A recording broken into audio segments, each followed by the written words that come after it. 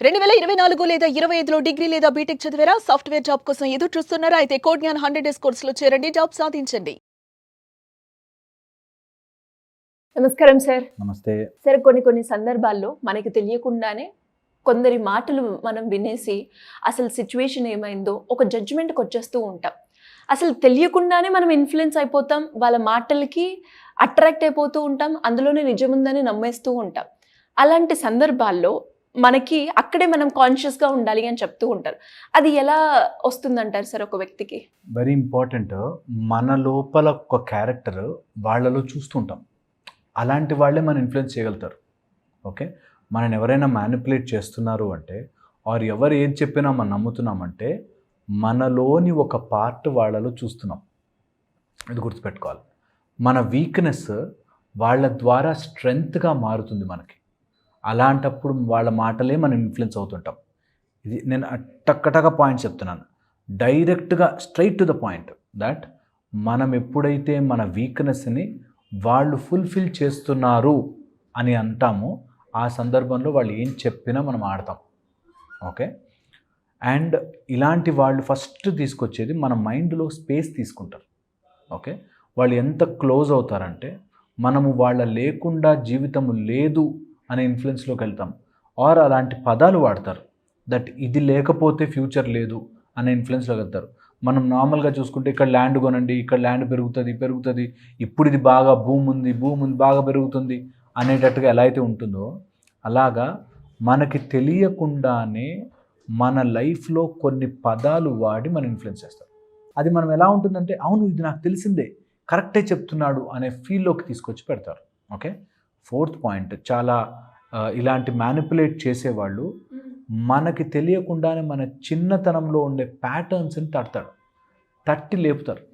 అక్కడ నుంచి వస్తుంది మనకు ఆ ఇన్ఫ్లుయెన్స్ తొందరగా అయిపోవడము, మ్యానిపులేట్ అయిపోవడం. చిన్నప్పటి నుంచి నాకు ఎంజాయ్ చేయాలని ఉండింది, కానీ పేరెంట్స్ ఆపుతూ లేదురా పద్ధతి ఉండాలి, ఇలా ఉండాలి అలా ఉండాలని ఆపుతున్నారు.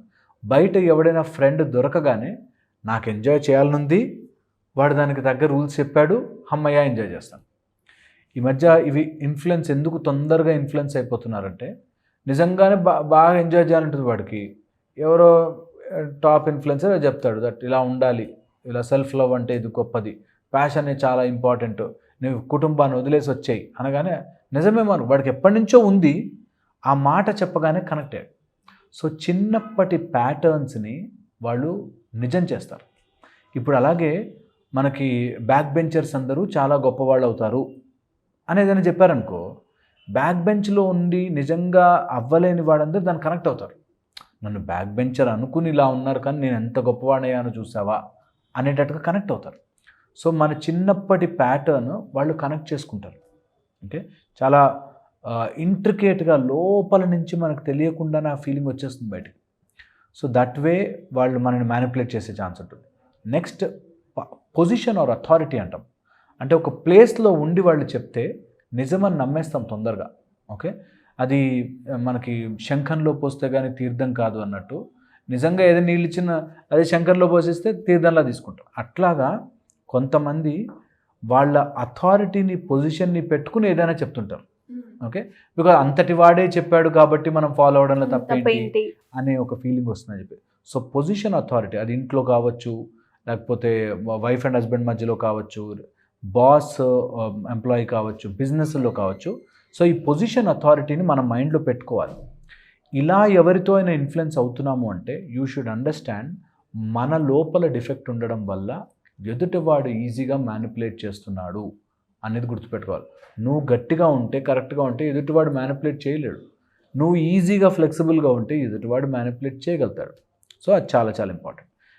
ఎవరితో ఒకళ్ళతో ఏదో రకంగా మనము ఇన్ఫ్లుయెన్స్ అవుతూనే ఉంటాం ఎవ్రీడే. కాకపోతే అది పాజిటివ్ ఇన్ఫ్లుయెన్సా కాదా అని తెలియడానికే విజన్ ఆఫ్ ద వరల్డ్ ఉండాలి.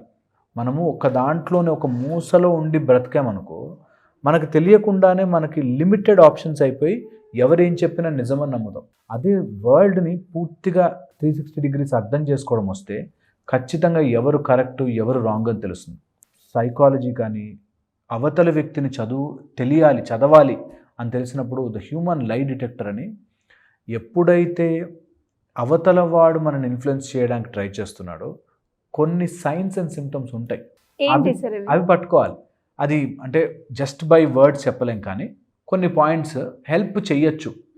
That is not directly, but కొన్ని పాయింట్స్ హెల్ప్ ఇండికేట్ చేస్తాయి. చేస్తాయి. ఓకే, వన్ వచ్చేసి తొందర పెడతాడు. నిన్ను ఏదైనా మ్యానిపులేట్ చేసేవాడు నిన్ను ఆలోచించుకునే స్పేస్ ఇవ్వకుండా టైం పెడతాడు. తొందర చేసుకోవాలని తొందర పెడతాడు. వన్. రెండోది వచ్చేసి వాళ్ళు చేశారు, వీళ్ళు చేశారు, అలాంటి వాళ్ళు ఉన్నారు, ఇలాంటి వాళ్ళు ఉన్నారు, పెద్ద పెద్ద వాళ్ళు ఉన్నారు ఇందులో అనే పేర్లు వాడతారు. ఓకే, అండ్ మాట్లాడేటప్పుడు దే సమ్హౌ ఒక స్టోరీకి లింక్ చేసి, మనుషులందరూ స్టోరీలకి తొందరగా కనెక్ట్ అవుతారు. చిన్నప్పటి నుంచి మనం స్టోరీ విని విని విని పెరిగాం, అండ్ మన మైండ్లో స్టోరీ రూపంలోనే ఇన్ఫర్మేషన్ స్టోర్ అవుతుంది. అందుకని ఈ రోజుల్లో storytellers are big job అది. ఎందుకంటే చిన్నప్పటి నుంచి మనకి స్టోరీ రూపంలోనే అన్నీ తెలుసుకున్నాం. అందుకని ఎవరైనా ఏదైనా స్టోరీ రూపంలో చెప్తుంటే అది నిజమేమో అనుకుంటాం. చాలా ఇంపార్టెంట్. అందుకే cinema has got that big impact on మనుషులు. తర్వాత ఎవరైనా ఇప్పుడు స్టోరీ టెల్లర్స్ ఉంటే తొందరగా వాళ్ళ మాటలు ఎందుకు వింటారంటే స్టోరీ రూపంలో చెప్తే బ్రెయిన్ అవును నిజము అని స్టోర్ చేసుకుంటాం. ఓకే, వాడు ఏ స్టోరీ అయినా చెప్పచ్చు అన్నది ఆలోచించదు. ఓకే, సో అందుకని ఆ స్టోరీ రూపంలో నేను తీసుకొచ్చి మ్యానిపులేట్ చేస్తారు. ఓకే, ఒక కథలాగా చెప్తారు, ఇలా జరిగింది ఇలా జరిగింది ఇలా జరిగింది. అండ్ అందులో ఎప్పుడైనా ఇట్లాంటి స్టోరీ చెప్తున్నప్పుడు మామూలుగా బిగినర్స్ అనుకో అటు ఇటుగా మాట మార్చి చెప్తారు. బట్ కొంతమంది ప్రొఫెషనల్గా నేను మ్యానిపులేట్ చేయాలనుకున్న వాళ్ళు మధ్యలో కావాలని పాజులు, కావాలని కొన్ని నేను తప్పు అని మళ్ళీ కరెక్ట్ చేసుకోవడం చేస్తారు. అంటే ఇది కాదు, అప్పుడు ఇలా జరిగింది అని వాడు కరెక్ట్ చేస్తాడు. కరెక్ట్ చేస్తున్నాడంటే ఏదో జరిగింది మిస్టేక్ అక్కడ. ఓకే, ఎందుకు అంటున్నానంటే ఒక స్టెప్ ముందుకు వేసి, లేదు నువ్వు వింటున్నావో లేదో నేను చాలా మంచివాడిని అనేటట్టుగా ప్రొజెక్ట్ చేసి అప్పుడు మ్యానిపులేట్ చేస్తారు. చాలా ఇంపార్టెంట్. థర్డ్ వచ్చేసి కొన్ని ఇంపార్టెంట్ పాయింట్స్లో ఇలాంటి ఫీచర్స్లో ఉన్నప్పుడు దే జనరల్లీ ఈ 4 హెడ్ లైన్స్ దగ్గరకు ఉంటాయి. ఓకే, జనరల్గా వాళ్ళు మ్యానిపులేట్ చేస్తున్నారు. అండ్ నీ డైరెక్ట్గా కళ్ళలోకి చూసి మాట్లాడలేరు. They will somehow keep on distracting అవుతుంటుంది. కళ్ళలోకి చూసి మాట్లాడేవాళ్ళు జనరల్లీ అబద్ధం చెప్పడం చాలా చాలా కష్టం అవుతుంది. Okay, unless they are very proficient and బాగా ప్రాక్టీస్ చేస్తే తప్ప జనరల్గా కళ్ళలోకి చూసి మాట్లాడేవాళ్ళు తప్పు చెప్పలేరు. సో ఎవరైనా నిన్ను మ్యానిపులేట్ చేసి అబద్ధం చెప్పాలి అనుకున్న వాళ్ళు కళ్ళలోకి చూసి మాట్లాడలేరు. అండ్ ఒక మాట మీద నిలబడరు. ఓకే, వాళ్ళు ఈజీగా పట్టచ్చు, వాళ్ళు మ్యానిపులేట్ చేస్తున్నారని ఈజీగా పట్టచ్చు. నీ ప్యాటర్న్ని ఎంటీ చేయించి వాళ్ళ ప్యాటర్న్ని రుద్దుతారు. అంటే వాళ్ళదే కరెక్టు, వాళ్ళు చెప్పిందే రైట్ అని నువ్వు నమ్మేటట్టుగా చేస్తారు. ఎలాగా, ముందు దే విల్ డూ 4-5, వాళ్ళు చెప్పి కరెక్ట్ అయినవి 4-5 చేసి దెన్ వీడు ఏం చెప్పినా కరెక్టే ఉంటుంది అనే దాంట్లోకి తీసుకొస్తారు. చాలా తెలివిగా ప్లాన్ చేస్తారు. దీనిలో ఇంటెన్షన్ చూసుకోవాలి. ఎప్పుడైనా ఎవరైనా ఏదైనా మ్యానిపులేట్ చేస్తే నాకేం నష్టం, నేను ఇందులోకి వెళ్తే వాట్ యామ్ ఐ లూజింగ్, ఇందులోకి వెళ్తే వాట్ యామ్ ఐ గెయినింగ్ అనేది ఆలోచించుకుని పర్వ్యూ ఆఫ్ యువర్ సెల్ఫ్ పెంచాలి. నువ్వు రెస్ట్రిక్టెడ్గా ఉండకుండా ఇంక్రీజ్ యువర్ విజన్. వీళ్ళు తప్పు చేస్తే, వీళ్ళ చెప్తే ఇది నిజమా కాదా, దీన్ని ఎలా నేను వెరిఫై చేయొచ్చు, ఇది చెప్తున్నారు సరే దీన్ని ఫ్యూచర్లో నేను ఎలా క్వాంటిఫై చేయాలి, అవుతుందా లేదా అని ఎలా తెలుస్తుంది, ఆర్ ఎవరు ఏది చెప్పినా నేను ఎందుకు నమ్మాలి, నాకంటూ ఒక తెలివి బుద్ధి ఉంది, నేను I can cross check it అనే దాంట్లోకి వెళ్ళిన రోజున ఇవి సెట్ చేసుకోవచ్చు. మ్యానిపులేటర్స్ ఎంత ఉంటారంటే మన మైండ్లో ఉండే లింక్స్ వాళ్ళకి తెలిసి దెబ్బ కొడతారు. అందుకని ఎవరితోనూ మ్యానిపులేట్ కాకుండా ఉండాలంటే ఫస్ట్ రెడ్యూస్ యువర్ టాకింగ్. నువ్వు ఎంత వాగుతుంటావో నీ వీక్నెస్లు అన్నీ అంత ఈజీగా బయటపడతాయి. ఎవరైనా సరే అందరు ఇన్ఫ్లుయెన్స్ చేస్తున్నారు, మా వాడిని అందరు ఇన్ఫ్లుయెన్స్ చేస్తున్నారు, అందరు బ్యాడ్ నేర్పించేస్తున్నారంటే so simple and easy, just talk less. ఎవ్వరికి నీ మొత్తం జీవిత చరిత్ర మొత్తం చెప్పకు, టాక్ లెస్, ఈజియెస్ట్. అది మ్యానిపులేషన్ తక్కువ అవుతుంది. అండ్ అథారిటీకో లేకపోతే వాళ్ళు ఉన్న స్టేచర్కో భయపడి ఏది వినకు. ఈజీగా నేను మ్యానిపులేట్ చేయడం కష్టమవుతుంది. ఓకే, అండ్ ఒకవేళ ఎవరైనా మ్యానిపులేట్ చేస్తుంటే మాత్రం నీకంటూ ఒక way out in any situation ఉండాలి.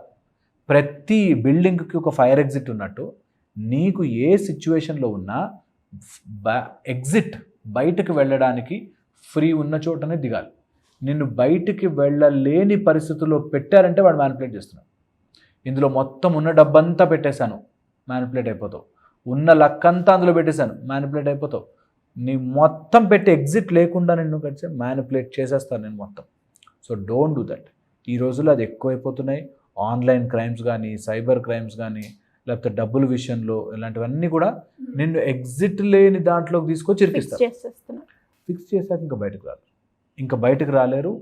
అండ్ అది ఎంతవరకైనా తీసుకెళ్తారు. So be very careful with such people. At least మీరు చెప్పిన పాయింట్స్లో అన్న ఒక్కసారి అవి ఈ సందర్భాల్లో ఇలా ఉంటాయి అని తెలుసుకుంటే ఖచ్చితంగా మ్యానిపులేషన్ నుంచి, ఇన్ఫ్లుయెన్స్ నుంచి బయటపడే అవకాశం కనిపిస్తూ ఉంటుంది. Anyways, great information sir. Thank you so much.